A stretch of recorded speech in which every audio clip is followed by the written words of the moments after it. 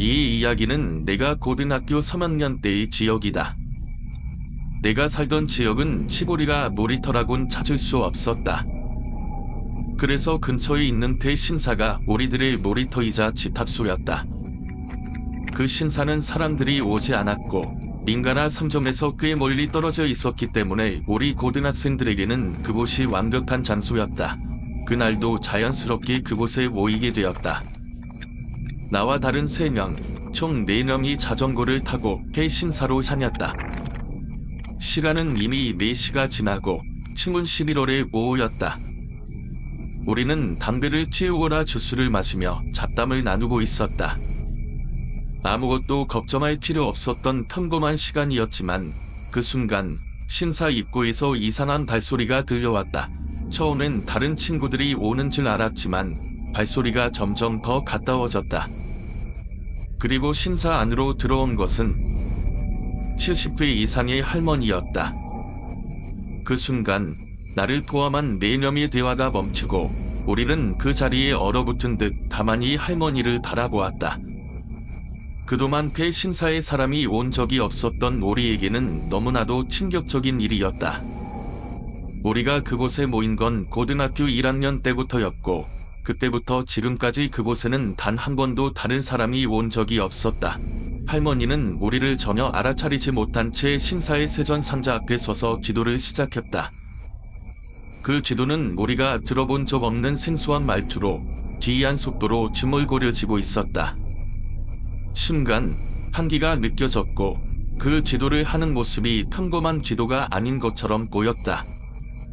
시간이 흘러 1분 정도 지나자 할머니는 가방을 한 손에 들고 세전 상자 뒤쪽으로 돌아갔다. 그 순간 우리는 모두 입을 다문 채 할머니의 뒷모습을 지시했다. 할머니는 가방을 두고 가는 듯 했다. 그리고 우리는 마치 꿈속에서 일어난 일처럼 그 이상한 상황을 이해할 수 없었다. 이 순간 그곳에 남은 가방에 대한 불안감이 밀려왔다. 그 누구도 그 가방을 만져보려 하지 않았다.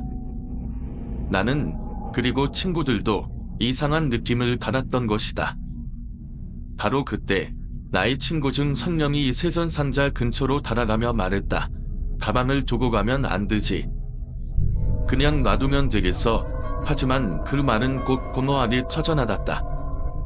세전 상자 앞에 있던 가방을 다시 들여다보니 그 속에서 무엇인가 움직이는 듯한 느낌이 들었다.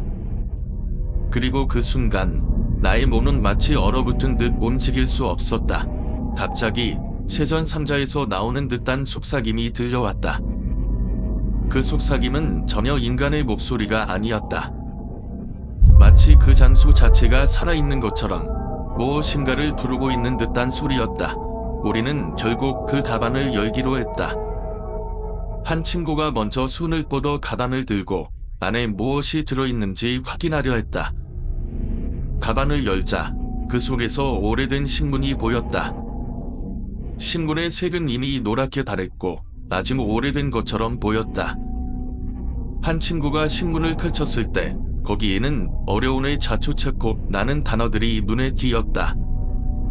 그리고 날짜가 1972년으로 적혀 있었다. 우리는 모두 그 순간을 이해할 수 없었다. 24년 전의 신문이라니 도대체 이 신문이 어떻게 여기 있게 된 걸까? 우리는 잠시 멈칫했다. 기분이 나빠지기 시작했다. 한 친구는 그만둘다 라고 말했지만 나머지 3명은 호기심을 숨기지 못하고 더 깊이 가방 속을 뒤지기 시작했다. 이번에는 지갑이 나왔다. 친구가 돈이라도 있으면 축제라도 하자 라며 그 지갑을 열었지만 안에는 예상과 달리 돈은 없었다. 대신 부적과 너덜너덜한 영수증 그리고 작은 종이 조각들이 들어있었다. 나는 돈보다는 그 내용물이 더 궁금했다. 그래서 우리는 부적을 꺼내어 자세히 살펴보았다. 부적은 분명히 중국이나 한국에서 온 오래된 물건 같았다. 영수증은 상태가 너무 안 좋아서 뭐라고 쓰여 있는지 알 수 없었고 종이 조각은 너무 오래되어서 형태를 파악할 수 없었다. 그러다가 친구가 지갑 속에서 또 다른 물건을 꺼냈다. 작은 나무 상자였다. 뭐야, 이거? 보물 같지 않아. 나는 말과 함께 상자를 열려고 했지만 상자는 쉽게 열리지 않았다. 나는 그 순간 어차피 제대로 된 물건이 들어있을 리가 없잖아 라고 말하며 상자를 열지 말자고 했다. 하지만 친구는 필사적으로 상자를 열려고 했다. 이건 뭔가 있을 거야. 분명히. 나는 말을 남기며 상자를 강제로 열기 시작했다. 그 모습을 보고 있던 나는 이들아 그만해 라고 했지만 이미 그들은 상자에서 무엇이 나올지 궁금해 미쳐가고 있었다. 갑자기 상자를 열려고 하는 친구들의 모습에서 뭔가 이상한 기운을 느꼈다. 상자는 점점 더 강하게 흔들리고 있었고 두 친구는 서로 힘껏 잡아당기기 시작했다. 나는 그 순간 뭔가 심상치 않다는 느낌을 받았다. 얘들아, 진짜 그만해. 뭔가 잘못될 것 같다. 라고 말했지만 그들은 점점 더 힘을 쏟아 상자를 열려고 했다. 젠장, 열려다. 왜 안 열리는 거야? 친구가 기념처럼 외쳤다. 그 순간 나는 마치 상자에서 뭔가가 튀어나올 것만 같은 기분이 들었다. 마치 그 상자가 살아있는 것처럼 상자 속에서 무언가가 응답하는 듯한 소리까지 들리는 것 같다. 그리고 그 순간 나는 그대로 멈춰 섰다. 내 몸이 얼어붙은 듯 움직이지 않았다. 이제 그만, 나는 속으로 외쳤다. 하지만 그들은 계속해서 상자를 열려고 애를 썼고 그들이 한 행동에서 점점 더 무언가 잘못될 것 같은 불길한 느낌이 내게 다가왔다.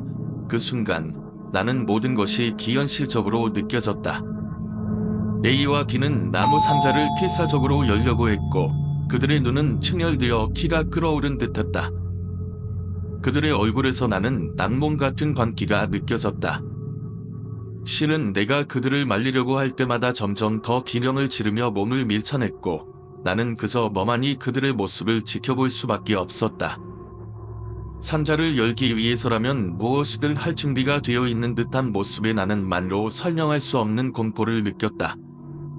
이건 분명히 이상한 일이 일어나고 있었다. 나는 빠르게 생각을 정리하고 다른 애들을 부르려면 그 자리를 떠야 한다는 것을 깨달았다. 하지만 그들을 혼자 두는 게 너무 두려웠다. 나도 시도 이제는 무언가 위험한 일이 일어나고 있다는 것을 본능적으로 알게 되었다. 그래서 결국 가위바위보를 하여 내가 다른 사람들을 두르러 가기로 결정했다. 그렇게 해서 신사의 계단을 뛰어 내려갔다. 해가 지고 있었고 주변은 점점 어두워지고 있었다. 내 심장은 급격히 뛰기 시작했다.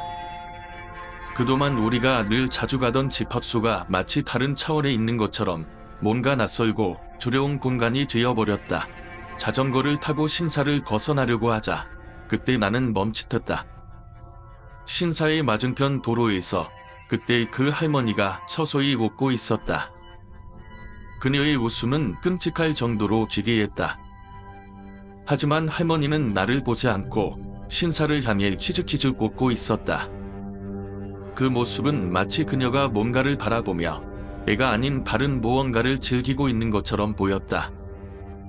나는 도저히 돌아갈 수 없었다. 할머니와 마주치는 것이 너무 두려웠고 그 상황이 더욱 끔찍하게 느껴졌다. 나는 결국 자전거를 더욱 힘차게 밟으며 신사에서 가장 가까운 집으로 향했다. 집에 도착해서 상황을 설명하려 했지만 처음에는 아무도 나를 믿지 않았다. 그러나 내가 필사적으로 상황을 설명하자 그제서야 그들은 내 말에 진지하게 반응하기 시작했다. 빨리 가자. 이도 두르자. 그들은 말하며 급히 움직이기 시작했다. 나는 뒤의 집에서 이에게 전화를 걸어 빨리 오라고 부탁했다. 하지만 20분이 지나도 그는 오지 않았다. 밖은 이미 완전히 어두워졌고 나는 초조해졌다. 두려움이 점점 커져갔다. 그래서 우리는 뒤의 동생이 비가 오면 신사로 오도록 전해달라고 부탁했다.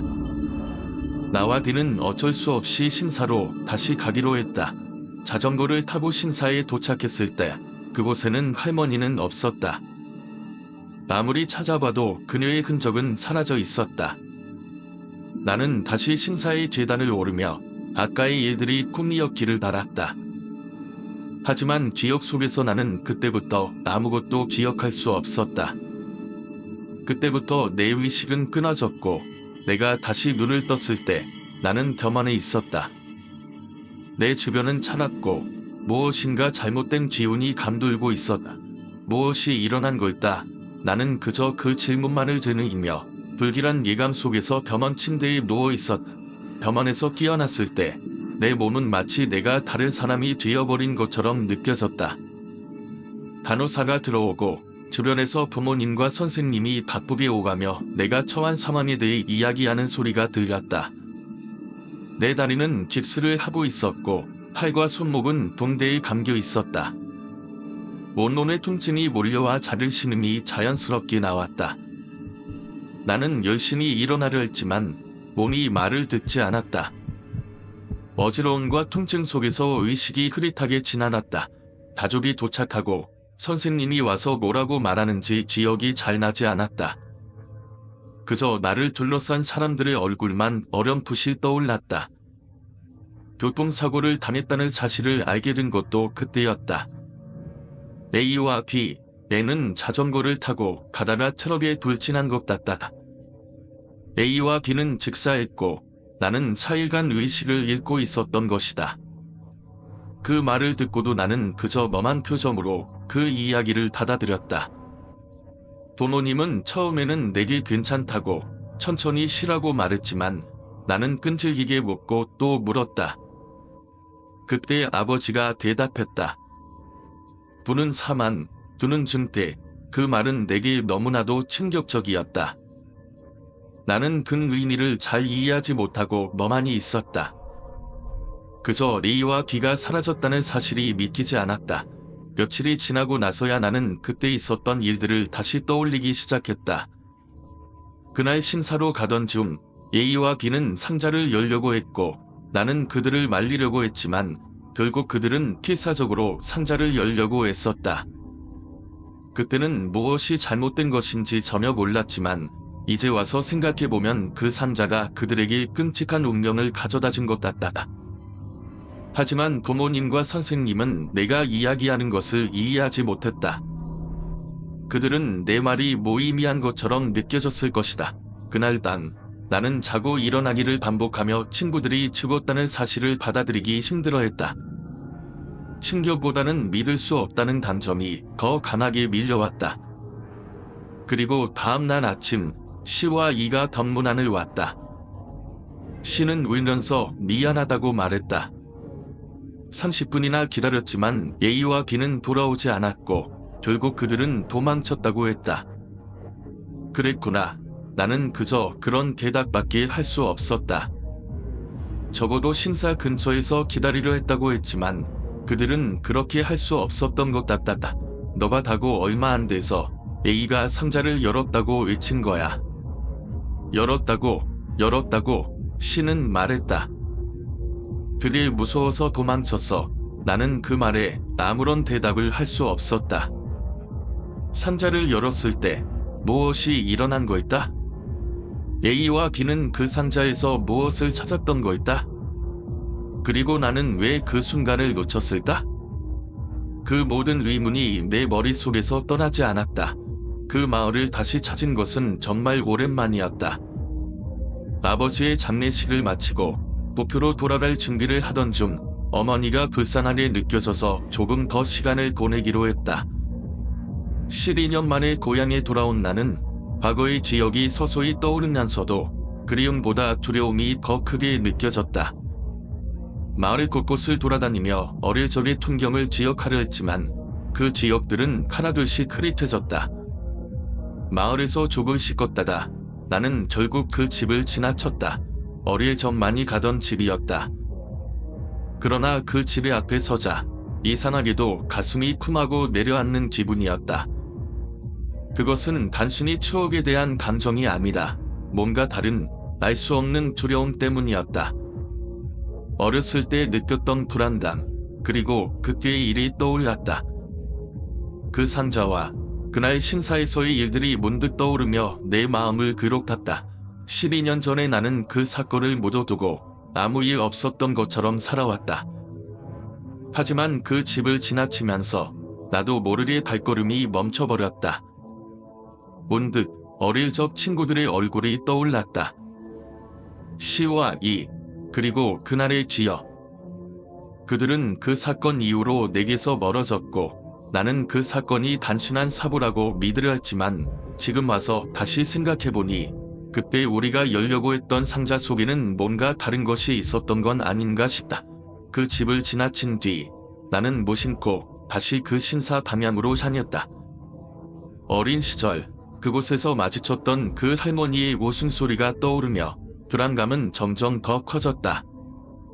그곳에서 무엇이 기다리고 있는지 혹은 내가 다시 그곳에 가는 것이 어떤 의미를 가질지 나는 알 수 없었다. 그러나 그때 느꼈던 그 이상한 기분은 여전히 나를 괴롭혔다. 어머니가 말한 대로 나는 이제 더 이상 그 마을에서 머무를 이유가 없었다. 하지만 그날 다시 한번 그곳을 찾을 수밖에 없었던 이유를 알게 된 것 같다. 그것은 아마도 12년 전에 남겨놓은 미완성의 이야기를 해결하려는 내 마음의 깊은 속삭임 때문일 것이다. 그 소녀가 떠난 후 나는 혼자 신사를 바라보았다. 12년 전의 기에 많이 변했지만 여전히 그곳은 나에게 낯설지 않았다. 신사 주변의 풍경은 바뀌었지만 그 안의 분위기는 여전히 그때의 느낌을 간직하고 있었다. 그 당시의 기억이 한순간에 떠오르며 내가 그곳에 다시 온 이유를 스스로도 알지 못했다. 왜 다시 이곳에 왔을까? 신사에서 무엇을 찾으려 했던 것일까? 며칠 전 그 집을 지나칠 때 느꼈던 불안감이 다시 떠오르며 가슴이 답답해졌다. 그때의 사건이 여전히 내 안에서 풀리지 않은 채로 남아 있었고 그 모든 것은 이 신사와 얽혀 있었다. 나는 점점 더 신사 안으로 발을 들여놓을 수밖에 없었다. 발걸음이 떨리면서도 그곳에서 무엇인가를 찾아야 한다는 강한 충동이 나를 이끌었다. 소녀가 돌아와 내게 물었다. 혹시 뭐 찾으시나요? 나는 대답을 할 수 없었다. 그저 다시 그 상자에 대해 물어보는 것이 두려웠다. 하지만 그 상자가 여전히 내 마음속에서 풀리지 않는 의문으로 남아 있었다. 그날 신사에서 본 그 상자와 할머니의 웃음소리는 여전히 내 귀에 맴돌고 있었다. 그때 그 상자 아직도 열리고 있나요? 라고 물었다. 소녀는 잠시 침묵한 후 고개를 끄덕였다. 그 상자는 여전히 그 자리에 있습니다. 그 상자와 관련된 이야기는 오래된 일이에요. 그녀의 말에 나는 다시 한번 불안한 기분을 느꼈다. 상자는 여전히 그곳에 있고 그 상자가 무엇을 담고 있는지 그 상자와 관련된 이야기는 무엇인지 알 수 없었다. 그리고 그 모든 것이 나를 다시 신사로 이끌고 있었다. 그 상자 지금도 열 수 있나요? 나는 다시 물었다. 소녀는 잠시 고민하더니 나를 신사 뒤쪽으로 이끌었다. 그것은 신사에 속한 물건이기 때문에 함부로 열 수 없습니다. 하지만 여러분이 그 상자를 열 때 어떤 일이 일어날지는 아무도 모릅니다. 그녀의 말에 나는 다시 한번 떨리는 마음을 숨기지 못했다. 무엇이 내게 다시 신사를 오게 만들었는지 나는 이제 확실히 알 수 없었다.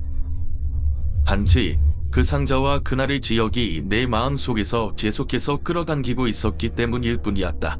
돌아갈 때 나는 여전히 머릿속이 혼란스러웠다. 신사에서 겪은 일들이 마치 꿈처럼 어렴풋이 떠오르지만 그 꿈의 끝에 숨겨진 진실은 여전히 손에 잡히지 않았다.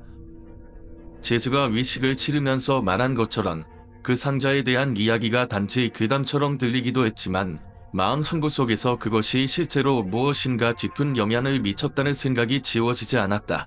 신사를 떠나면서도 그 상자와 관련된 이야기가 계속 머릿속을 맴돌았다. 그 상자 속에 숨겨진 진실이 무엇이었을까? 정말 그것이 명기의 문이라면 어떤 세계와 연결된 것일까? 그리고 그 상자와 관련된 비밀이 나와 내 친구들, 그리고 이 신사와 어떻게 얽혀 있는 것일까? 집에 돌아와서도 나는 그 신사에서 겪은 모든 일을 잊을 수가 없었다. 그리고 그날 밤 무심코 잠자리에 들었을 때 그 상자에서 들려오는 무얼의 속삭임이 내 귀에 들리는 듯한 기분이 들었다. 그것은 소리로 표현할 수 없는 묘한 압박감처럼 내 마음을 괴롭혔다. 그리고 잠시 후 뼈를 뜬 나는 다시금 신사로 돌아가야 할 것만 같았다. 신사의 문을 열고 다시 그 상자 앞에 서 있는 나 자신을 상상했다. 그 상자 속에서 뭔가가 나를 기다리고 있는 것 같다. 하지만 무엇인지 모르겠지만 그 상자를 열면 진실이 드러날 것이라는 불안하고도 강렬한 느낌이 나를 이끌었다.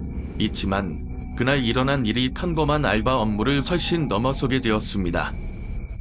처음에는 특별한 일 없이 그냥 지나갈 거라 생각했지만 그때부터 조금씩 이상한 일이 일어나기 시작했습니다.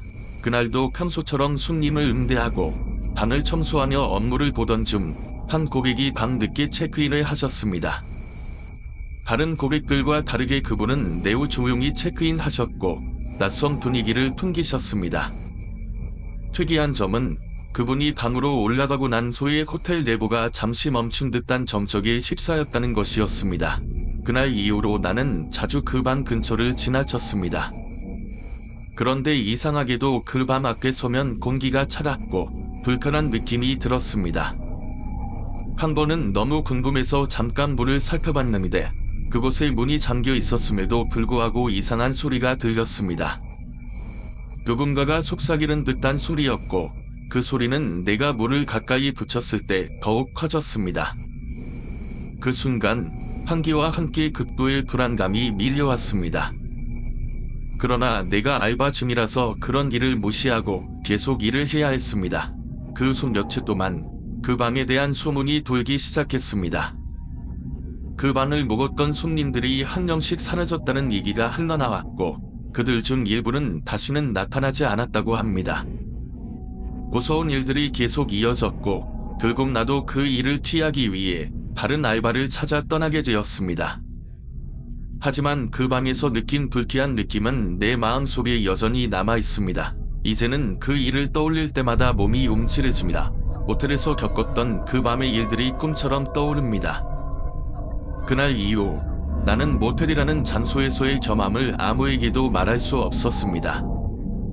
내가 본 것, 들었던 것, 그리고 그곳에서 일어난 일들은 아마도 다른 사람에게 말하면 그저 믿기 힘든 이야기로 끝날 것입니다. 있지만 평소 같으면 객실 내부가 깨끗하게 정리되어 있어야 하는데 그 방은 뭔가 묘하게 정돈되지 않은 느낌이었습니다. 당시에 나는 그 객실을 청소하는 직원이 놓고 간 흔적이라 생각하고 특별히 신경을 쓰지 않았습니다. 하지만 그 이후로 점점 더 이상한 일이 일어나기 시작했습니다. 며칠 후 그 방을 청소해야 하는 날이 왔습니다. 평소와 다르게 그 방은 유난히 어두운 느낌이었고 실내 공기가 뭔가 불편하게 느껴졌습니다. 무엇보다 가장 이상했던 것은 그 방에 들어서자마자 느껴지는 찝찝한 기운이었습니다. 머리 위에서 소리 없이 떨어지는 듯한 작은 떨림이 느껴졌습니다. 물론 아무것도 없었지만 나는 이미 뭔가를 느끼고 있었습니다. 그 방에선 그날부터 매일처럼 다른 손님들이 들어오고 나갔지만 계속해서 묘한 기운을 느꼈습니다. 비슷한 일이 반복되면서 나는 그 방에 얽힌 어떤 불길한 사건이 있었음을 직감하게 되었습니다. 그 방을 청소할 때마다 심장이 조근거리고 어딘가에서 쳐다보는 듯한 느낌이 들었거든요. 그래서 어느 날 그 방에서 묵었던 손님들이 모두 떠난 후 나는 그곳을 다시 살펴보았습니다. 그리고 그때 나는 그 방에서 이상한 흔적을 발견했습니다. 벽에는 작은 금이 다 있었고 침대 옆에 떨어져 있는 물건들 중 일부는 분명히 그곳을 처음 들어갈 때와 달리 위치가 바뀌어 있었습니다. 뭔가를 보고 싶지 않은 기분이 들었고 그만두고 싶었지만 결국 그 방에서 일어났던 이야기를 알게 되었습니다. 그 방은 과거에 여러 명이 의문의 죽음을 당한 장소였고 그 사건 이후로 계속해서 이상한 일이 일어난다는 소문이 돌고 있었습니다. 어느 날 나는 결국 그 방을 맡고 있던 다른 직원에게 물어봤습니다. 그 직원은 당시 사건을 잘 알고 있었고 말을 꺼내자마자 그 사건의 진상을 들려주었습니다. 그 방에서 죽을 사람들은 모두 그 방에서 이상한 감정을 느끼고 밤마다 같은 꿈을 꾸었다는 것이었습니다. 그 방을 떠난 사람들 중 일부는 그 이후로 병원에 가게 되거나 계속해서 악몽에 시달렸다고 하더군요. 이후 나는 그 방에 관한 이야기를 듣고 난 후 그곳에서 일하는 것이 점점 두려워졌습니다. 그 방에 대한 이상한 기운이 점점 더 강하게 다가오면서 나는 결국 그 모텔에서 일을 그만두기로 결심했습니다. 그 후에도 그 방에 대한 기억은 여전히 내 머릿속에 남아있습니다. 어떤 기운이 나를 괴롭히는 듯한 느낌은 아직도 사라지지 않았습니다. 그 객실에서 무슨 일이 일어난 건지 도대체 어떻게 그런 말을 할 수 있는지 이해가 되지 않았습니다. 사장님은 여전히 아무렇지도 않게 이야기합니다. 그 방은 오랜 세월 동안 귀신들을 위한 특별한 공간이었다고 설명했습니다. 그는 방을 관리할 때마다 무언가를 느꼈다고 말했지만 그 감정에 대해 깊이 이야기하려 하지 않았습니다. 나중에 다른 직원들로부터 들은 이야기로는 그 방은 과거에 여러 사람들의 사고나 자살이 있었던 장소라고 했습니다. 그 일련의 사건들이 이후로 계속해서 그 방에 얽힌 기묘한 현상들을 불러일으켰고 사장님은 그 방을 귀신을 위한 방으로 관리해왔다는 것이었습니다. 사장님은 계속해서 그 방에 대해 더 이상 언급하지 않으려 했지만 그날 이후로 나는 그 방에 대한 의문을 떨칠 수 없었습니다. 청소업체 사람들이 그 방을 피하는 이유도 사람들이 그 방에 대해 불편한 기분을 느끼기 때문이었습니다. 심지어 그 방의 근처에만 가면 이상한 차가운 공기가 느껴지고 무언가를 지켜보는 듯한 느낌을 받았다는 사람들이 많았습니다. 그 후로 나는 그 객실에 대해 점점 더 많은 이야기를 들었고 그 방에서 일어났던 사건들이 나와 다른 사람들에게 불길한 영향을 미쳤다는 이야기들을 계속 들었습니다. 특히 한 직원은 그 방에 관한 이야기를 듣고 난 뒤 그곳의 근처에도 가기 싫어하며 퇴사하게 되었다고 했습니다. 결국 그 객실의 진실이 무엇인지 확인할 수 없었지만 그 방에서 일어난 일들이 사람들에게 끊임없이 영향을 미쳤다는 사실은 확실해 보였습니다. 나는 그 사건을 떠나 도쿄로 돌아갔지만 그 방에 관한 기억은 여전히 내 마음속에 남아 있습니다. 그리고 시간이 흐를수록 그 방의 미스터리가 더 큰 불안으로 다가오는 듯한 기분을 떨칠 수 없었습니다. 가게 되었죠. 그 무단은 모텔의 성황을 들은 뒤 방을 직접 살펴보겠다고 하며 그 객실에 들어봤습니다. 얼마 지나지 않아 무단은 얼굴이 천백해지고 입을 다물지 못하며 얽힌 무언가를 느꼈다는 듯이 몸을 움찔거렸습니다. 결국 그는 사장님에게 한 말이 있었습니다. 이 방에는 한 여자가 묶여있다. 그리고 그 여자는 이곳을 떠날 수 없다고. 사장님은 그 말을 듣고 나서 그 방에 대해 알게 된 진실을 처음으로 밝혔습니다. 그 여자는 과거의 모텔 근처에서 일어난 사건에 연루된 인물이었다고 합니다. 여러 가지 이야기와 전해진 바에 따르면 그 여자는 과거 이 모텔에서 자살을 시도했지만 결국 그 방에서 영원히 갇히게 되었다고 합니다. 그 사건 이후로 그 방은 시간이 지나면서 계속해서 악령이 깃드는 장소로 변해갔고 손님들은 그 방에서 이상한 현상을 경험하는 일이 많아졌습니다. 사장님은 당시 그 방을 떠나지 못한 귀신들을 위한 방으로 운영하고 있었던 것인데 이를 통해 손님들이 위험한 상황에 처하지 않도록 하는 방법이었어요. 귀신들을 위해 마련된 공간이었지만 사람들은 그 사실을 모르고 그 방에서 일어난 사건들이 악몽처럼 반복되었습니다. 그 사건 이후 모텔의 분위기는 많이 달라졌습니다. 사람들이 그 방에 대해 묻는다면 사장님은 항상 똑같이 대답했지만 그 방에 얽힌 이야기는 누구도 쉽게 달아나려 하지 않았습니다. 그렇게 모텔의 이야기는 점점 더 미스터리하게 흘러갔고 나 또한 그 방에 대해 의문이 점점 더 짙어져 갔습니다. 하지만 한 가지 확실한 건 그 방에서 무언가 이상한 일이 일어나고 있다는 사실이었습니다. 많이 등장하고 다양한 형태로 그 존재를 드러내는지에 대한 이야기를 듣다 보면 그 모든 사건들이 단순한 우연이나 착각이 아닐 수도 있다는 생각이 듭니다. 모텔은 그 자체로 익명성과 불확실성을 제공하는 곳이기 때문에 사람들의 억울한 사연이나 미해결된 원한이 얽혀 있을 가능성이 큽니다. 그렇게 자신이 풀지 못한 감정들이 그 공간에 남아 결국 귀신의 형태로 나타나는 건 아닐까요? 사장님이 말한 귀신을 위한 객실은 정말로 필요한 공간이었을지도 모릅니다. 그곳에서 귀신들이 잠시 머물며 그들의 원한을 끌어내고 다시 떠날 수 있도록 도와주는 역할을 할 수 있다는 믿음은 그렇게 수많은 사연을 지닌 사람들의 이야기를 다뤄온 경험에서 비롯된 것이겠죠. 그런 공간이 존재한다는 것은 그만큼 오랜 세월 동안 귀신들이 그곳에 머물러 있다는 것을 의미할 수도 있습니다. 그런데 이 이야기들을 듣고 나면 한 가지 궁금한 점이 떠오릅니다. 그 기계실이 정말 효과가 있었는지 아니면 단순히 그곳에서 벌어진 일들이 우연히 맞아떨어진 것인지 알 수 없다는 점입니다. 그렇지만 만약 그 공간이 귀신들에게 어떤 도움이 되었다면 그 방법이 꽤나 효과적인 방법이었을 가능성도 있을 겁니다. 호텔의 그 작은 비밀과 의식이 그동안 많은 사람들에게 영향을 미쳤을 것 같다는 생각이 듭니다. 결국 이 이야기는 우리가 알고 있는 현실과는 다른 차원의 이야기를 담고 있으며 그 경기를 넘나드는 것 같아요.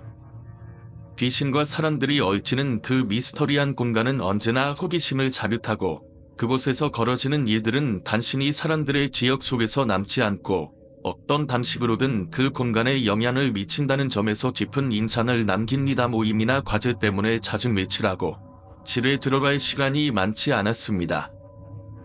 그렇게 대학 생활에 빠져들면서 원룸에 대한 신경은 점차 덜 쓰게 되었죠.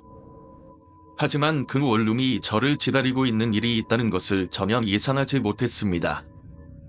어느 날 늦은 시간에 친구들과 술을 마시고 집에 돌아왔습니다. 집에 도착하자마자 뭔가 이상한 기분이 느껴졌습니다. 문을 열고 들어가자 한기가 찬 밀려 들어오는 느낌이었죠. 그때는 피곤해서 별 생각 없이 침대에 누웠지만 잠을 청할수록 더 이상한 점들이 보이기 시작했습니다. 처음에는 그냥 피곤해서 그런가 보다 했습니다. 그런데 그날 밤 한 번도 경험해 본 적 없는 일이 일어났습니다. 잠깐 잠에서 깼을 때 거실 쪽에서 낯선 소리가 들렸습니다. 마치 누군가가 살짝 물건을 끌거나 발소리가 나는 듯한 소리였습니다. 하지만 집에는 아무도 없었습니다. 기분 탓인가 했지만 시간이 지나면서 점점 더 자주 들렸습니다. 불안한 마음에 집 안을 돌아보았지만 아무것도 보이지 않았습니다. 소리는 그치지 않았고 심지어 가끔씩 문이 스르륵 열리기도 했습니다. 그때마다 정신이 번쩍 들었지만 그런 일이 계속되었고 하루가 다르게 점점 더 심해졌습니다. 한 번은 밤에 잠을 자고 있을 때 갑자기 머리 위에서 걸어다니는 소리가 들렸습니다. 제 방은 2층에 있었는데 2층에서 걷는 소리가 너무나 분명하게 들렸습니다. 집 안에 다른 사람이 있을 리 없었고 그럴 가능성도 없었기에 이건 분명 이상한 일이라는 걸 직감할 수 있었습니다. 몇 날 며칠을 그 소리에 시달린 끝에 결국 친구에게 이야기를 꺼냈습니다. 친구는 처음에는 그런 이야기를 믿지 않았지만 결국 저와 함께 집을 돌아보았습니다. 그런데 친구도 그 소리를 들은 것입니다. 그 순간부터 우리는 그 집에 대해 점점 더 의심을 품게 되었습니다. 이제는 원룸에서의 생활이 점점 더 불안해지기 시작했고 매일 잠을 자는 게 힘들어졌습니다. 결국 그 원룸을 떠나게 되었고 그 후로도 그 집에 대해 생각할 때마다 머리가 아플 정도로 끔찍한 느낌이 들었습니다. 그 집은 제가 대학 생활을 시작한 곳이었지만 그 경험 덕분에 원룸 생활에 대한 기억은 오히려 그때의 불안과 두려움만 남게 되었습니다. 집에 돌아와 씻고 잠을 청했는데 이번에는 그 전보다 더 강렬한 느낌이었습니다. 몸이 움직이지 않는 느낌이 들어 눈을 떴을 때 다시 그 여자가 침대 옆에 앉아 있었습니다. 그녀는 여전히 나다라는 말을 반복하고 있었고 이번엔 눈을 마주쳤을 때 확실하게 고개를 돌려서 나를 바라보더니 그때부터는 고요한 침묵 속에서만 계속 나다라는 말만 되풀이했죠. 소리는 점점 더 굵고 낮아지면서 공기마저 차갑게 만들었고 숨을 쉴 수 없을 만큼 답답한 기분이 들었습니다. 이건 그저 꿈이 아니었고 어떤 신경 쓴 꿈속의 일이 아니었습니다. 내 눈앞에서, 내 옆에서 내가 느끼고 있는 그 모든 것이 실제였기 때문입니다. 잠에서 깨고 나서 한참 동안 믿기지 않았습니다. 이대로 다시 잠에 들 수 있을지 두려웠고 그 불안감에 떨며 일어나 집안을 돌아다녔습니다. 그날 이후로도 계속해서 반복되는 가위 눌림과 이상한 기운에 시달렸습니다. 하지만 특히 그 여자에 대한 기억은 지울 수 없었습니다. 마치 그 여자가 나에게 무언가를 요구하는 듯한 느낌을 계속 받아서 더 이상 집에서 혼자 잠을 잘 수가 없었습니다. 결국 친구에게 이야기를 꺼내고 그 친구는 저를 다독이며 집안에 어떤 일이 있었는지 물어보았습니다. 그제야 기억이 났습니다. 원룸에 입주한 후 그 공간에서 느꼈던 이상한 기운과 함께 다른 사람들의 이야기를 들었기 때문입니다. 다른 세입자들이 그곳에서 무언가 이상한 경험을 했다는 얘기도 들었습니다. 사실 그 여자에 대한 이야기나 그 집에서 일어난 의문스러운 사건들은 점차 수면 위로 떠오르기 시작했죠. 그날 이후로 저희 대학교 생활은 전혀 예전과 같지 않았습니다. 그 여자의 눈빛과 목소리가 자꾸 떠오르고 나는 매일 밤 그 여자가 내 곁에 있는 것 같은 기분에 시달렸습니다. 결국 그 집을 떠나기로 결심했고 더 이상 그곳에서 살 수 없다는 확신이 들었습니다. 그때부터는 그 집과 그 여자의 존재를 떠올릴 때마다 끔찍한 감정에 휩싸였고 잠자리가 고통스러운 일이 되어버렸습니다. 계속 얘기하던 지인 아줌마는 결국 전화를 끊어버렸습니다. 그 이후로도 그 집에서의 불안한 기운은 더 심해졌습니다. 그날 밤 가위 눌림이 다시 찾아왔습니다. 이번에는 몸이 더 무겁게 느껴졌고 고통스러운 순간이었죠. 그런 상태에서 눈을 떴을 때 제 앞에 또 그 여자가 나타났습니다. 그녀는 방 안을 돌며 파란한 표정으로 저를 바라보며 고함을 질렀습니다. 여전히 나다라는 말만 반복하며 점점 더 가까워지던 그녀의 존재감은 제가 일어날 수 없게 만들었습니다. 비명조차 내지 못하는 상태에서 온몸이 딱딱하게 굳어버린 느낌이었습니다. 그리고 이 일이 계속되면서 저희 몸 상태도 점차 안 좋아졌습니다. 졸린 눈을 뜨고도 가위 눌림에 시달리며 학교 생활에 집중하기 어려운 날들이 이어졌습니다. 그런 날들이 계속되던 중 그 집에서의 이상한 기운에 더 이상 참을 수 없다는 생각이 들었습니다. 이제는 그 여자가 내가 아닌 다른 사람에게도 나타날 수 있을지, 그 집에서 벌어지는 일들이 나에게만 일어나는 것이 아닐까 하는 두려움이 더해졌죠. 결국 저는 지인 아줌마에게 다시 한번 이야기를 하기로 결심했습니다.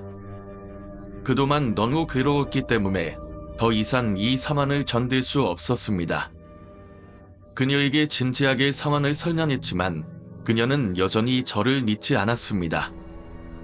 그때서야 정말 중요한 사실을 깨닫게 되었습니다. 그 집에서 이상한 일이 계속 일어난 이유는 단순한 우연이 아니었다는 것. 그 여자는 그냥 그 집에 있던 게 아니다. 이곳에서 뭔가 다른 이유로 얽혀 있었다는 느낌이 들었습니다. 그 집을 떠난 후 가위 눌림의 경험은 조금씩 사라졌지만 그때의 기억은 잊을 수 없었습니다. 이제는 그 집을 떠난 지 오래지만 그날의 소리와 그 여자의 모습은 여전히 생생하게 떠오릅니다. 도밤에 잠을 자고 있을 때 문득 어떤 소리가 들리면 깨어나곤 했다는 것입니다. 처음에는 단순히 옆집이랑 윗집에서 나는 소리라고 생각했다고 했지만 점점 이상한 점을 발견하게 되었다고 합니다. 그 소리는 사람의 발소리처럼 들렸고 한밤중에도 계속 반복되었습니다. 집안에서 소리가 나는 장소가 일정하지 않았다는 거였습니다. 때로는 벽을 타고 내려오는 소리도 들렸고 때로는 방 한가운데서 쿵쿵거리며 울려 커지는 소리가 계속해서 들린다고 했습니다. 그녀는 처음에는 그냥 지나쳤지만 어느 날 밤 그 소리가 너무 선명하고 끊임없이 계속되자 더 이상 그냥 넘길 수 없다는 생각이 들었다고 말했습니다.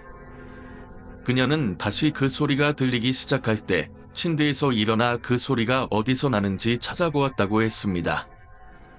그러나 아무리 찾아봐도 그 소리가 나는 곳은 없었고 마치 공기 중에서 울리는 듯한 느낌이 들었다고 합니다. 그녀는 그제야 이상한 느낌을 받기 시작했다고 했습니다. 그 소리가 단순한 발소리가 아니고 뭔가 다른 존재가 방 안에 있다는 느낌을 주었기 때문입니다. 그녀는 그 소리로 인해 계속 불안감을 느낍니다. 몇 번이나 집주인에게 이야기를 했지만 그때마다 집주인은 그냥 무시하거나 그냥 소리일 뿐이라고만 말하며 넘겼다고 했습니다. 그러던 중 아랫집의 또 다른 사람에게서도 같은 이야기를 들었고 그 집에서 나오는 소리가 자신들에게도 영향을 미친다고 말했죠. 그 이후로 점점 불안함과 두려움이 커져갔고 결국 아랫집의 여자도 집을 떠날 준비를 하고 있다고 했습니다. 그녀가 이 모든 이야기를 꺼내면서 저는 점점 더 불안한 기분이 들었습니다. 그 여자의 이야기를 듣고 나니 단순히 제 집에서만 이상한 일이 벌어지는 게 아니라는 사실이 깨달아졌습니다. 그 집 자체가 어떤 이유로든 이상한 기운을 품고 있는 것 같았습니다. 집주인도 이 문제를 인지하지 못하거나 아니면 일부러 무시하고 있는 것 같았습니다. 그날 이후 저는 더 이상 그 집에서 지낼 수 없다는 결정을 내렸습니다. 집을 떠나기로 결심한 이유는 단순히 불편한 소음 때문이 아니다. 그 집에서 벌어지는 여러 이상한 사건들이 더 이상 제 일상에 침범하는 걸 견딜 수 없었기 때문입니다. 그렇게 저는 새로운 집을 찾기로 결심했지만 그 집에서의 기억은 오래도록 제 머릿속에 남아 있었습니다. 지금도 가끔 그 소리가 들릴 것만 같은 기분에 사로잡힐 때가 있습니다. 그 이야기를 듣고 나니 그 밤에 대한 불길한 분위기와 그곳에서 일어난 비극적인 사건이 머릿속을 떠나지 않았습니다. 아마 그 여학생이 남길 원한이나 미련이 그 방에 계속 얽혀 있어 새로운 사람들이 그곳에 살 때마다 반복되는 공포와 불안을 만들어내는 것 같았습니다. 아랫집의 사람들, 그 집에 살던 학생들 모두가 그 이상한 소리와 불안한 기운을 느꼈고 결국 그 방에서만 유독 일이 일어난다는 사실을 알게 된 거죠. 그리고 결국 그 방에서 어떤 일이 있었는지 알고 나서는 더 이상 그곳에서 살 수 없다는 결심을 하게 된 것입니다. 그 여학생이 스스로 목숨을 끊었다는 이야기를 들었을 때 그 방에서 겪은 모든 이상한 일들이 단순한 우연이 아니었다는 생각이 들었습니다. 그녀의 억울함과 미련이 남아서 그 방과 그 공간을 계속해서 지배하고 있었던 것이 아닐까 하는 생각이 들었습니다. 그런 공간에서 살면서 자신도 모르게 그 여학생의 원한을 느끼고 그 속에 갇힌 듯한 기분을 경험했던 것입니다. 그리고 그 방을 떠날 때 더 이상 그 공간을 떠나지 못한 그 여학생의 영혼이 여전히 그곳에 남아있다는 사실이 마음속 깊은 곳에서 불안하게 자리 잡았습니다. 어떤 형태로든 그녀의 존재가 계속해서 그 공간을 지배하고 그곳에 살던 사람들에게 공포를 주는 듯한 기분이었습니다. 그 방에서의 경험은 제게 단순한 기억이 아니다. 일종의 트라우마처럼 남아 지금도 때때로 그 여학생의 얼굴이나 그 소리들이 떠오를 때가 있습니다. 이제는 더 이상 그 방을 떠나기로 선결정이 잘한 것이라고 생각하지만 그 안에서 느꼈던 그 기분은 시간이 지나도 쉽게 잊혀지지 않을 것 같습니다. 제가 그 집을 떠난 이후 그곳에서의 기억은 여전히 저를 괴롭히고 있습니다. 그 방에서 느꼈던 차가운 기운과 압박감, 말로 표현할 수 없는 침묵 속에서 들려오던 이상한 소리들이 계속해서 제 머릿속을 맴돕니다. 매일 밤 눈을 감을 때마다 그곳의 느낌이 떠오르고 마치 누군가가 제 곁에 서서 저를 지켜보는 듯한 기분이 듭니다. 특히 꿈에서 봤던 책상 위에서 끼고 있던 그 여자아이의 모습은 여전히 생생히 기억에 남습니다. 새로운 집의 이사한 뒤에는 처음에는 모든 것이 평온해 보였지만 제 안에서 한 가지가 사라지지 않았습니다. 마치 그곳에 무언가가 저를 따라오는 듯한 느낌이 들었습니다. 밤마다 귀에 들리는 미세한 소리들, 누군가 몰래 걸어가는 듯한 발자국 소리나 갑자기 깜빡이는 불빛 같은 것들이 저를 불안하게 만들었습니다. 처음에는 단순한 긴장감일 거라고 생각했지만 점점 그 감정은 더 강해졌습니다. 그곳에서의 사건들이 제 마음속에 깊게 남아있는 것 같았습니다. 어느 날 집을 옮기기 전 집주인에게 전화를 걸었지만 그저 무시하는 듯한 반응을 보였습니다. 저는 분명히 그 집에서 무언가 이상한 일이 일어났다고 확신하고 있었지만 아무도 그 사실을 인정하려 하지 않았습니다. 그런 상황에서 제가 할 수 있는 것은 새로운 집을 찾는 것뿐이었고 그 후로도 그곳에서 일어난 일들이 제 머릿속을 떠나지 않았습니다. 새 집에서 지내던 중 예전에 그 집에서 겪은 일들을 친구들과 이야기했더니 그들도 저와 비슷한 경험을 했다고 했습니다. 그들은 그 집에서 밤마다 이상한 소리가 들리고 종종 불안한 느낌을 받았다고 했습니다. 결국 그 집에는 제 방에서 자살한 여학생의 원한이 남아 있었던 것입니다.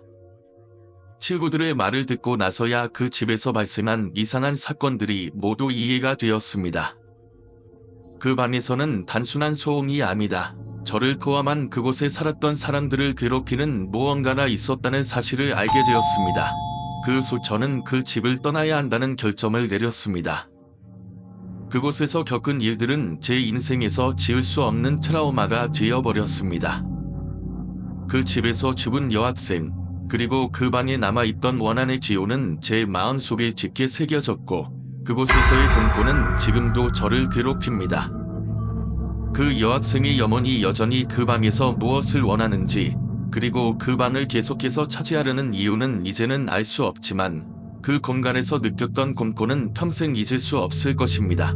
이야기가 계속되면서 점점 더 불안한 느낌이 들었습니다. 그 동기와 연락을 주고받았던 일이 떠오르는데 그때 그는 전라북도에 있는 한 마을에 살고 있었습니다. 저는 그 지역에 대해 잘 알지 못했지만 지인이랑의 만남을 위해 그곳에 간 것이었죠. 그곳에서 들은 이야기들은 전혀 예상하지 못했던 것이었고 지금도 그 이야기는 제 마음속에서 좀처럼 떠나지 않습니다. 그 마을은 평화롭고 조용한 곳이었지만 어딘가 불편한 느낌을 주는 장소였습니다. 지인과 만난 뒤 그는 저에게 그 마을에서 자주 벌어졌던 이상한 사건들을 이야기해 주었죠. 처음에는 단순한 마을의 전설이라 생각했지만 그가 말하는 상황들은 너무나도 현실적이고 끔찍하게 느껴졌습니다. 이야기의 시작은 한 노인이 있던 집에서 벌어진 일이었죠.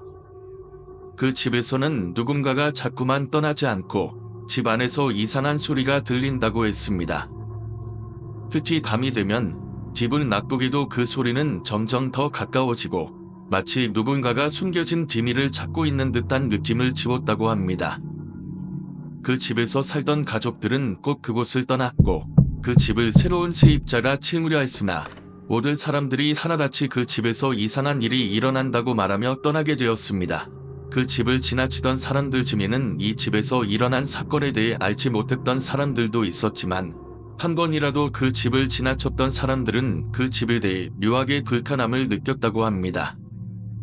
그 마을에서 벌어졌던 그 사건은 단순한 이야기나 미신이 아니었음을 알게 되었을 때 저는 정말 그 마을을 다시는 가고 싶지 않다는 생각이 들었습니다. 누군가가 죽고 떠난 곳에는 그곳을 떠난 이들만큼이나 그 자리에 남은 것들이 있다는 생각을 떨칠 수 없었습니다. 그 집에서 벌어질 사건이 그저 우연이 아닐지도 모른다는 생각을 하면서도 그 지역에서 더 많은 이야기를 들을수록 그 집을 떠난 사람들의 이야기는 점점 더 커져났습니다. 그리고 그 마을에서 살아가고 있는 사람들 중에는 여전히 그런 이야기를 믿지 않는 사람들이 있지만 그 이야기를 듣고 나서 제 머릿속을 떠나지 않았습니다. 그 사건들이 단순히 전설을 그치지 않고 그 지역에서 사람들을 떠나게 만든 것처럼 그 집에 숨겨진 비밀은 아직도 그곳을 떠나지 않는 것 같았습니다. 이렇게 사람들은 그 마을에서 이상한 일을 무시하고 지나가기도 하지만 그 지역에 존재하는 미스터리와 공포는 정말로 실존하는 것 같다는 느낌을 받았습니다. 여러분도 만약 그 지역을 지나게 된다면 그 마을에서 발생한 이상한 사건들이 떠오를 수도 있을 것입니다. 풀면서 시간을 보내고 있었습니다. 그날은 여유롭게 즐길 수 있는 시간이었고 그렇게 술잔을 기울이면서 오랜만에 친구와 이야기한 것이 참 즐거웠죠. 음식도 나와서 둘이 나누며 그동안 쌓였던 이야기를 털어냈습니다. 일상의 소소한 이야기부터 친구의 고향에서 겪었던 일들, 그리고 시골에서의 삶이 어떻게 변화해갔는지에 대해서 말이죠. 하지만 시간이 지나면서 그곳에서 느껴지는 묘한 기운에 조금씩 불안함을 느끼기 시작했습니다. 장터 안에는 사람들로 북적였지만 그 분위기 속에서 무언가 이상한 느낌이 들어왔습니다. 사람들의 표정이나 대화 속에서 뭔가 불편한 기운이 감도났고 길게 이야기하는 것도 아닌데 계속해서 주변의 시선이 저를 향하는 것 같은 느낌을 받았습니다. 하지만 친구는 그런 저의 불안한 기색을 전혀 알아채지 못한 채 술을 마시며 즐거워했습니다. 그때 갑자기 한 마을 어르신이 다가와서 저희 테이블 옆에 앉았습니다.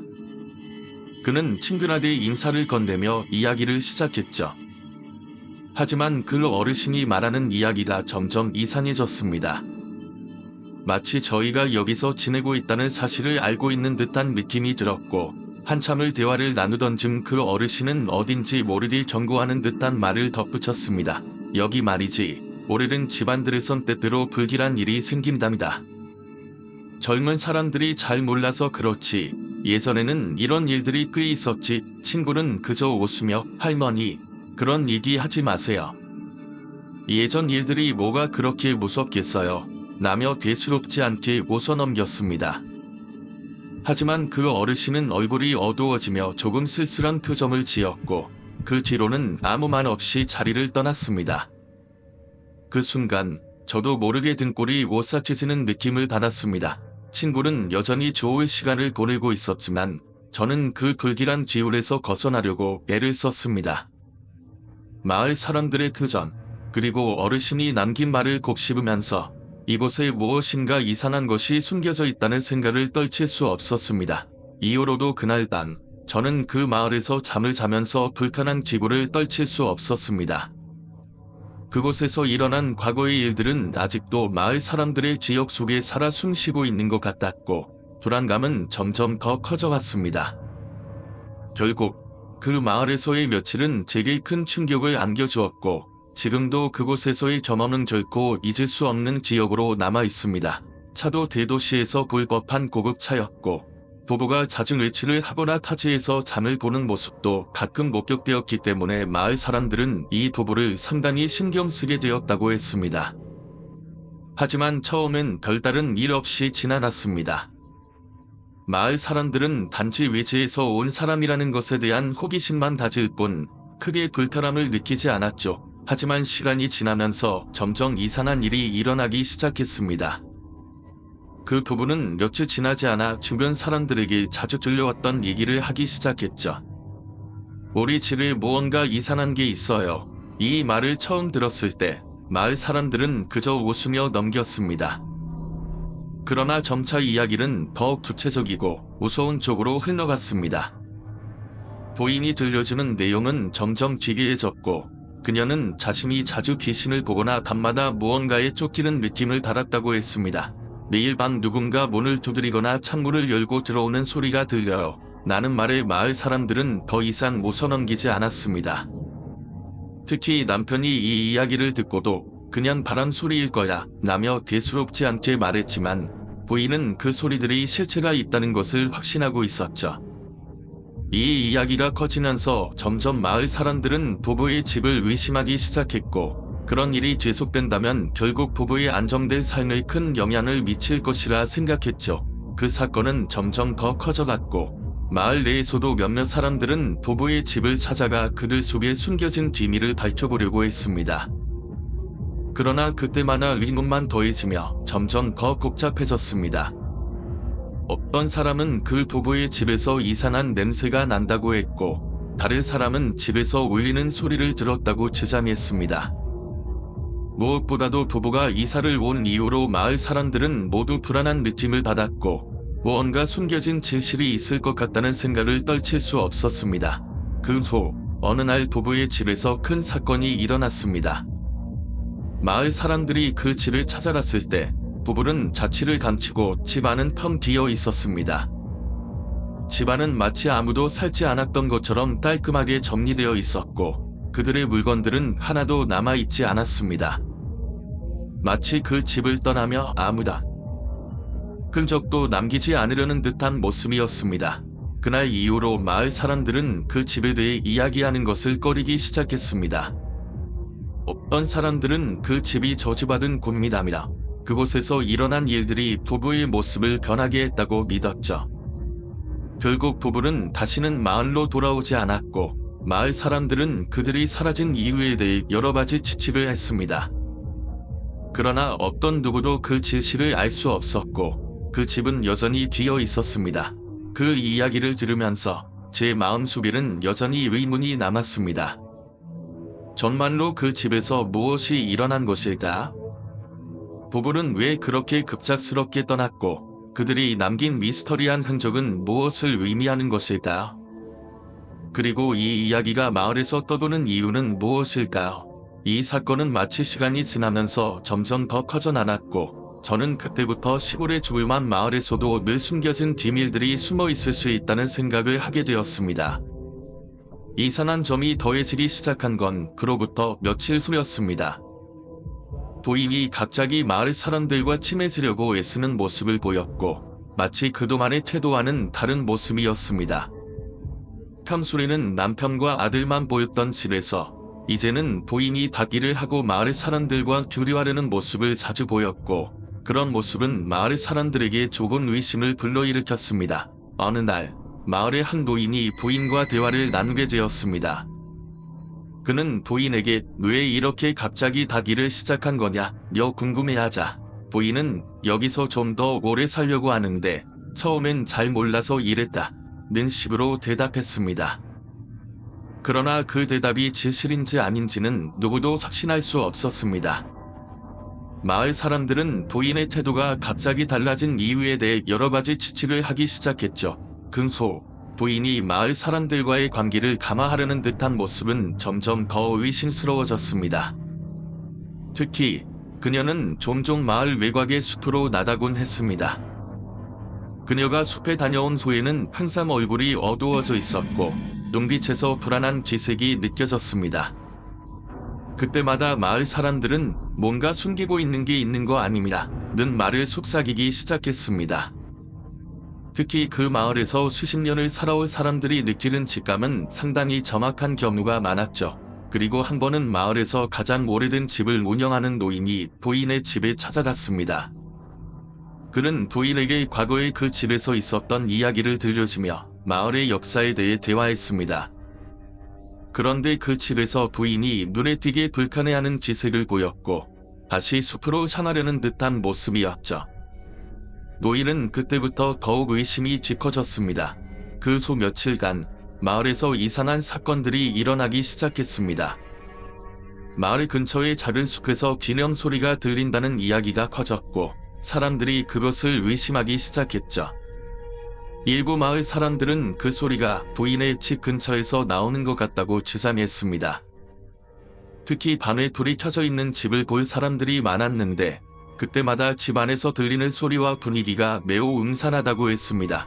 이 이야기를 듣고 나서 저는 그 집에 대해 더 많은 궁금증을 가지게 되었고 그 집에서 일어난 일들이 단순히 마을의 작은 이상 현상이 아니다 봅니다. 더 큰 이야기를 품고 있다는 느낌을 받았습니다. 도도가 그 집에 이사 온 이후로 마을 사람들은 점점 더 불안한 기분을 떨칠 수 없었고 그 집이 마을에서 떠도는 불안감의 중심에 서게 된 것입니다. 그날 밤 저는 그 집을 다시 한번 지나칠 때 그 불이 여전히 켜져 있음을 확인하고는 조용히 발걸음을 옮겼습니다. 누군가의 존재가 그 집 안에 있다는 느낌이 강하게 들었지만 그 누구도 집을 들여다볼 용기는 없었습니다. 마을에서 흘러나오는 이야기를 들으며 그 집에서 어떤 기밀이 감춰져 있을지 점점 더 궁금해졌습니다. 이 충격적인 사건이 마을을 휘어잡은 순간 그 누구도 쉽게 믿을 수 없는 사실들이 하나씩 밝혀지기 시작했습니다. 경찰이 땅을 타고 시체를 발견했을 때 마을 사람들은 물론 그 누구도 예상할 수 없었던 진실의 놀라움을 감추지 못했습니다. 아내로 알려진 여성은 사실 도부와는 전혀 관계가 없는 사람이었고 아들도 그 집의 진짜 아들이 아니었습니다. 모두 이 신림의 중식과 관련된 인물들이었습니다. 그 집에서 일어난 일들은 단순히 평범한 귀농 생활이나 마을에서의 소소한 이웃 관계가 아니다. 오래된 범죄 조직에 숨겨진 작업장이었던 것이었습니다. 처음에는 도부의 나이 차이와 외모가 이상하게 느껴졌지만 마을 사람들은 그것을 신경 쓰지 않았고 단지 외지인들이 새로운 생활을 시작했다고만 여겼습니다. 그러나 시간이 지나면서 점차 이상한 점들이 모여가기 시작했고 그 모든 불안정한 신호들이 결국 연결되었습니다. 아내와 아들은 마을 사람들에게 알리지 않으려고 한 것이 아니다. 마치 그것이 정상적인 생활인 것처럼 꾸미기 위해 필사적으로 행동한 것이었습니다. 마을 사람들은 결국 그 집이 무엇을 숨기고 있었는지 알게 되었고, 그 뒤로 마을은 엄청난 충격에 빠졌습니다. 부부가 사라진 후 마을 사람들은 이 사건을 잊을 수 없었습니다. 그들의 평범해 보였던 예산은 사실 사람들의 목숨을 담보로 하는 끔찍한 거래의 한 부분이었다는 것을 알게 되었기 때문입니다. 그 집에서 벌어진 사건은 마을 사람들에게 깊은 공포와 불신을 심어주었고, 그 이후로 마을의 분위기는 변했습니다. 마을의 평화로운 예산은 사라졌고, 사람들은 누군가가 숨기고 있을지 모르는 또 다른 비밀들에 대해 불안감을 느끼기 시작했습니다. 무엇보다 그 집과 그 가족의 진짜 정체가 밝혀지기까지 그 누구도 상상할 수 없었던 끔찍한 일이 벌어졌다는 사실이 사람들을 끔찍하게 만들었습니다. 그 집의 분위기는 마을 사람들에게 늘 불안과 두려움을 안겼습니다. 그 집은 단순히 무단 집이 아니었고, 마을 사람들 사이에서 더욱 두려운 존재로 여겨졌습니다. 그 이유는 바로 그 집이 그동안 마을에서 일어난 여러 미스터리한 사건들과 관련이 있었기 때문이었습니다. 슬기의 집에 대한 소문은 항상 진위하게 떠돌았고, 그 집과 관련된 사람들은 누구도 쉽게 달아나려 하지 않았습니다. 사람들이 그 집을 피하는 이유는 단지 무단 집이라서가 아니다. 그곳에서 일어나는 기이한 일들이 마을 내에서 사람들을 공포에 떨게 만들었기 때문이었습니다. 슬기의 부모는 마을의 고요한 일상 속에서 항상 다른 이들과는 다른 일종의 경계를 두고 살아났습니다. 그 집은 개개 사람들이 가까이 가기 꺼려했고, 그곳에서 발생한 일들은 늘 미스터리로 남았습니다. 그 당시 어린아이였던 나는 그 집에 대한 불안한 느낌을 항상 가지고 있었지만, 그 이유가 무엇인지 제대로 이해하지 못했습니다. 다만 그 집과 그 집에서 살던 사람들에 대한 두려움이 점점 더 커져왔던 기억은 생생히 남아 있습니다. 그런데 어느 날 그 집에서 슬기와 함께 놀던 아이들이 집에 돌아오지 않았다는 소식이 전해졌습니다. 그 아이들은 슬기의 집 근처에서 사라졌고, 그 사건 이후로 마을은 더욱 긴장 상태에 빠졌습니다. 경찰은 물론 무단 집과 관련된 사람들의 의혹을 제기했지만 아무런 실마리도 찾을 수 없었습니다. 그때부터 마을 사람들은 슬기의 집을 점점 더 멀리합니다. 그 집과 관련된 이야기는 마치 금기처럼 다뤄지기 시작했습니다. 몇 년 후 그 집에서 일어난 일이 밝혀졌을 때 사람들은 이미 그 집을 떠나 다른 지역으로 이사를 갔었고, 그 집의 소유자는 다른 사람에게 넘어갔습니다. 그리고 그 집은 점차 잊혀지기 시작했습니다. 그러나 그 당시의 불안과 두려움은 여전히 마을 사람들의 기억 속에 남아 아무도 그 집에 다시 가려고 하지 않았습니다. 이 이야기를 들으면서 사람들의 심리와 마을 내에서 발생하는 미스터리한 사건들이 어떻게 사람들의 일상에 영향을 미치는지를 다시 한번 생각하게 됩니다. 아직도 그 집의 과거를 아는 사람들은 간혹 소문을 퍼뜨립니다. 마을의 어두운 역사를 기억하고 있습니다. 그날 이후로 슬기는 더욱 고립된 생활을 하게 되었고, 그녀의 행동은 마을 사람들 사이에서 점점 더 이상하게 여겨졌습니다. 물놀이 현장에서의 그 기면과 필사적인 저항은 단순히 공포에 대한 반응만은 아니었던 듯했습니다. 선생님은 당시 슬기가 왜 그런 행동을 했는지 정확히 이해하지 못했지만, 그 후로 아이들은 더 이상 슬기에게 가까이 가지 않았습니다. 오히려 슬기를 괴롭히던 친구들은 그녀를 외면하고, 나중에는 아예 그녀와 말도 거의 하지 않게 되었습니다. 슬기는 점점 더 그 집으로 돌아가는 길이 멀게 느껴졌을 것입니다. 그 집은 마을 밖에 있었고, 마을 사람들과의 관계는 더욱 멀어졌습니다. 아이들은 그저 부모님의 지시대로 피해야 한다고만 알고 있었고, 그로 인해 슬기의 존재는 점점 외면당했습니다. 그저 무단 집에서 자주 나타나는 미스터리한 사건들, 그리고 슬기의 괴상한 행동들은 마을에서 숨겨진 채 남아 있었습니다. 그러던 중 어느 날 슬기와 관련된 이야기가 마을에 다시 한번 돌기 시작했습니다. 그것은 모두가 조용히 지나치고 싶었던 사건과 연관이 있었고, 몇몇 사람들은 이미 슬기의 집에서 있었던 기이한 일들을 알고 있었습니다.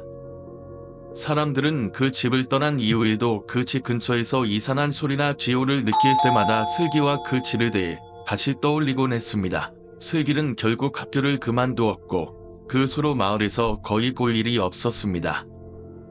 그 집도 마찬가지로 아무도 거기에 가려고 하지 않았습니다. 그러나 몇 년이 지나고 나서 마을 사람들 중 일부는 이제서야 그 집에서 있었던 일들이 무엇인지 궁금해졌다고 전합니다. 그 집에서 일어난 일들, 그리고 슬기에 숨겨진 비밀들이 하나씩 밝혀지면서 사람들은 결국 마을의 어두운 역사를 되새기게 되었고 그 당시의 불안한 기운이 다시금 살아나는 듯 했습니다. 그 이야기는 점차 전해지면서 그 집은 여전히 마을 사람들의 마음속에 큰 상처로 남아 있었습니다.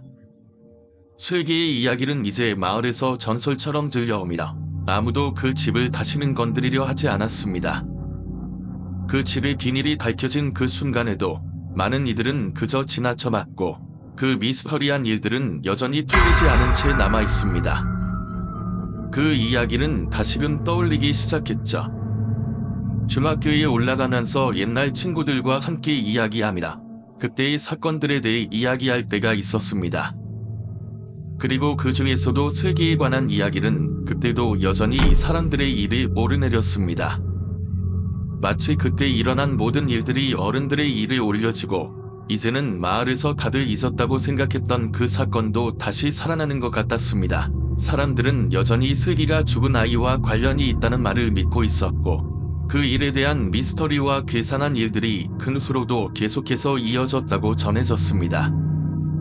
어렸을 때 아무도 슬기의 이야기를 완전히 이해할 수 없었지만 시간이 지나면서 그 일들이 점점 더 기괴하게 여겨지기 시작했습니다.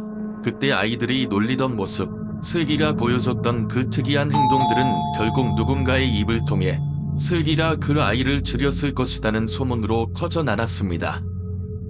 슬기의 이름만 들어도 사람들은 기분이 불편해지곤 했습니다.